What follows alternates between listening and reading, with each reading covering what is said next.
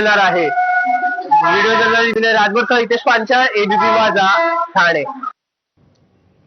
Pandharpur corridor संदर्भात गैरसमज पसरवले जात असल्याचं जिल्हाधिकारी कुमार आशीर्वाद यांनी स्पष्ट केलंय। प्रकल्प रद्द करण्याचा अधिकार न्यायालयाचा नसून शासनाचाच असल्याचं त्यांनी सांगितलंय। कॉरिडॉरसाठी भूसंपादनाची प्रक्रिया 1966च्या कायद्यानुसार सुरू असून बाधितांना जास्तीत जास्त फायदा देण्याचा प्रयत्न प्रशासन करतंय। सगळ्या चर्चा पूर्ण झाल्या असून पुढच्या आठवड्यात अहवाल राज्य सरकारकडे जाणार आहे।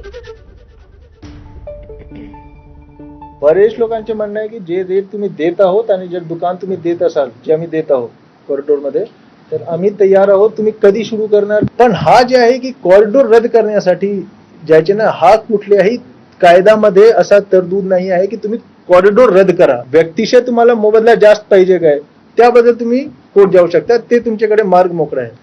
तर जर असा मिसगाईड लोक करत आहेत की आम्ही कोर्टमध्ये जाऊन हे रद्द करू, तर मला आतापर्यंत सांगा ना की तुमच्या एन्व्हायरमेंटच्या एक कारण सोडून, ज्यामध्ये एकदम एन्व्हायरमेंटच्या मोठा हे होत आहे, ज्या या ठिकाणी होत नाही है ना, ते सोडून कुठल्या प्रोजेक्ट आतापर्यंत रद्द झालेला आहे?